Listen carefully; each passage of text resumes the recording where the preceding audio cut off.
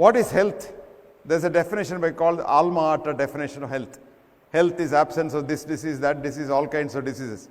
If you analyze this, it's just a business definition, because if you want to know whether you're healthy or not, you must go for a checkup.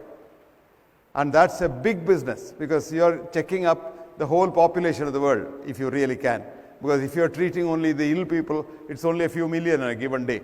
So that's not the definition, but Indian system of Ayurveda for thousands of years had a beautiful definition, which simply means, in a sense, if you have enthusiasm to work, mark my words, and enthusiasm to be compassionate, you are healthy. You can have a disease, because all of us have disease. If I now scan all of us for a cancer cell, each one of us will have more than 5 to 10 cancers already inside. But they don't become clinical cancers and kill you, they die themselves. And this is a very important thing. So on a given day, nobody is totally healthy, which if it means that without disease. So this definition of health is very convenient, because you can know yourself in the morning. Get up and ask, do I want to go to work today, or do I have to go to work? If you say, and I want to go to work, you're healthy. Do I have to be compassionate? If you say, yes, I have to be compassionate, that's compulsion. I want to be compassionate. And if you want to be compassionate, you're healthy again. Now, having said this, I must tell you the myths in the area of health. When you go and see a doctor, the first thing he asks is, did your father have cancer? Did your father had stroke? He had a heart attack? You get frightened. And if any one of these is positive, you start dying that day. I may get a cancer. I may get heart attack. I may get this. I may get a stroke. All this is myth. You and your parents have nothing in common, because you are not come from your parents. Actually, this is the Indian thought. Children do not belong to parents, they come through parents. But our ancestors are not our parents, but the germs. This world for the first 2,000 billion years was run by only germs. And every other planet is like that. And these are the germs which were very compassionate, and they donated a DNA each to us to make the first nucleated cell called the zygote that you and I were on the first day we were made in the mother's womb. And that one cell has become a colony in you of 120 trillion cells, in association with 1,200 trillion germ cells. So for every single cell of yours, that's human cell, you have 10 germ cells.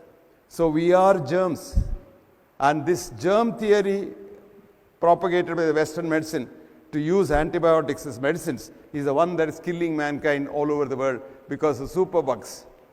Now germs are our friends, and germs have brought us here, and we belong to them. So you don't have to worry about your family history of this disease or that disease, because there's a big myth going on saying that your genetic analysis, your genome studies, your genetic engineering, stem cell study, preserving your cord blood of your child, preserving your dead body, etc., is a multi-billion-dollar industry. All that is a myth. What is true today is, if you are healthy today, you are lucky. If you are unhealthy today, you are lucky. There's nothing that you can do to preserve your health or continue it. But one thing is, health is environmental. Health is not genetic. You are not inherited from your parents. Health is purely environmental. In this context, we again talk of, and we have been talking about, the risk factors. Your heart disease, your hypertension, diabetes, body weight, height, weight, mass index, your girth of the abdomen, girth of your all kinds of things we talk about. All this has been again proved wrong, because a largest study, the longest study and the biggest study, which is called the MR-FIT study, Mr. Fit study, multiple risk factor intervention trial, which went on for prospectively about 25 years, showed that there isn't anything called risk factor.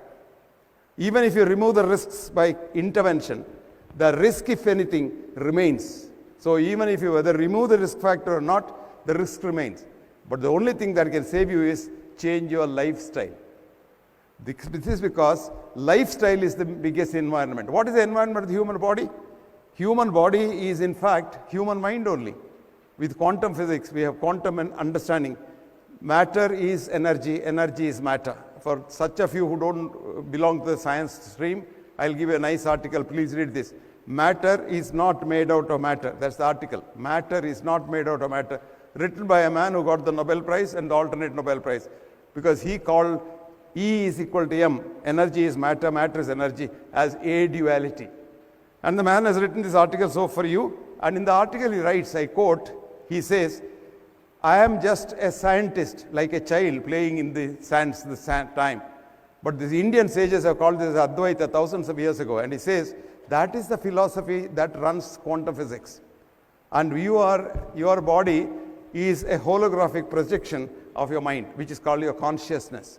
And the mind is not in the brain as we think and as we practice in psychiatry. We give you drugs when you have some mental problems.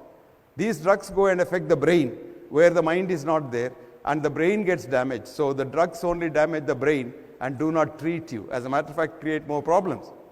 But what is important is the mind is the environment of the body. I am repeating this. The mind is the environment of the body. So if you have to get any disease to the mind and to the body, it's again the mind that affects the whole thing. And if you want to get rid of it, you have to change your mind. So in short, mind your mind, and that will mind your illness and wellness. Now, what is the most important part of the mind? Your thinking. The most dangerous part of the environment of mind is arrogance, hubris. I. You know, I. You all know I. I starts illness. You just change that I into we, wellness. That's all the difference. Did you understand? The difference between illness and wellness is how you look at yourself. If you think you are the biggest man under the sun, you are always ill. Remember that. Almost all our politicians have got all kinds of illnesses. You don't know them. They take so many drugs. Now you think there is a drug for everything, so why worry? One patient came to me once and said, look doctor, I want to drink, I want to smoke, but I don't want to get diseases. Give me a pill. This is how people think, because they think there is a pill for every ill. But the reality is, while there is no pill for every ill, there is an ill following every pill. And this is true because every pill is a reductionist chemical. And studies have shown when you take a pill, irrespective of what pill it is, from aspirin to the statins or whatever, it goes inside the system and the body's wisdom says, oh, this doesn't belong to me, I don't know, this is a poison, so it must be destroyed, it sends it to the liver. So every tablet that you take, every injection that you take, the drug chemical goes to the liver and damages the liver.